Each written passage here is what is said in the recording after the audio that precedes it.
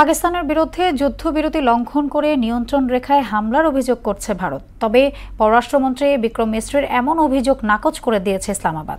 এদিকে যুদ্ধবিরতি হলেও স্থগিত হওয়া সিন্ধুর পানি বণ্টন চুক্তি সহ পাকিস্তানের বিরুদ্ধে কূটনৈতিক পদক্ষেপ বহাল থাকবে বলে জানিয়েছেন ভারত।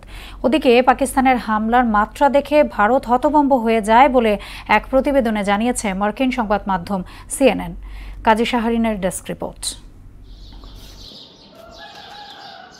টানা ১৯ দিন সংঘাতময় পরিস্থিতির পর যুক্তরাষ্ট্রের ৪৮ ঘণ্টার প্রচেষ্টায় যুদ্ধবিরতিতে সায় জানায় চিরবৈরী দুদেশ ভারত ও পাকিস্তান। তা কার্যকর হয় তাৎক্ষণিকভাবে। এতে স্বস্তি ফিরে আসে সীমান্তবাসী সহ সব মহলে। যারা ঘর ছেড়ে নিরাপদ স্থানে চলে গিয়েছিলেন তারা ফিরতে শুরু করেন নিজ বাড়িতে। পাকিস্তানের বিভিন্ন জায়গায় আনন্দ মিছিলও বের করা হয়। তবে কয়েক ঘন্টা না পেরোতেই পাকিস্তানের বিরুদ্ধে যুদ্ধবিরতি লঙ্ঘনের আঙ্গুল তোলে ভারত। গভীর রাতে পররাষ্ট্র সচিব বিক্রম মিশ্রি জানান, পাকিস্তান যুদ্ধবিরতি লঙ্ঘন করে সীমান্তে ফের হামলা চালিয়েছে। ভারতীয় সেনারা পাল্টা জবাব দিয়েছে, জানিয়ে এ ধরনের সমস্যা সমাধানে যথাযথ পদক্ষেপ নিতে ইসলামাবাদের প্রতি আহ্বান জানান বিক্রম মিশ্রি। আল জাজিরার খবরে বলা হয়, শনিবার রাতে জম্মু কাশ্মীরের শ্রীনগর ও পাঞ্জাবের অমৃতসর সীমান্তে বিস্ফোরণের শব্দ শোনা গেছে। ড্রোন উঠতে দেখা গেছে গুজরাটের কচ্ছ জেলায়। এছাড়া নিয়ন্ত্রণ রেখা বরাবর কমপক্ষে ৫টি স্থানে গোলাগুলির খবর পাওয়া গেছে।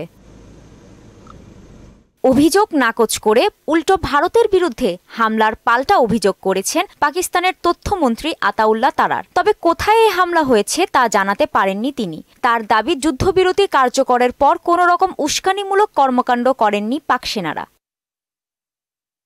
ওদিকে যুদ্ধবিরতি হলেও স্থগিত হওয়া সিন্ধু নদের পানি বণ্টন চুক্তি ও কূটনৈতিক পদক্ষেপ নিয়ে ভারতের সিদ্ধান্ত অপরিবর্তিত থাকবে বলে জানিয়েছে NDTV। এদিকে এক প্রতিবেদনে মার্কিন সংবাদ মাধ্যম CNN জানায়, যুক্তরাষ্ট্রের মধ্যস্থতায় শুক্রবার উভয় পক্ষই শান্তি চুক্তির পথে অগ্রসর হচ্ছিল। এর মধ্যেই শনিবার ভোরে ৩টি বিমান ঘাঁটিতে ভারতীয় বাহিনী ক্ষেপণাস্ত্র হামলা চালালে বিস্মিত হয় ইসলামাবাদ। এরপরই পাল্টা জবাবে ভারতের বিমান ঘাঁটি ও সামরিক স্থাপনায় বড় ধরনের হামলা চালায়। CNN জানায়, পাকিস্তানের পাল্টা আক্রমণের ধার দেখে চোখ কপালে উঠে যায় ভারতের। এরপরই উভয় পক্ষ আন্তরিকভাবে আলোচনায় অংশ নিতে শুরু করে। কাজী শাহরিন, মোহনা সংবাদ।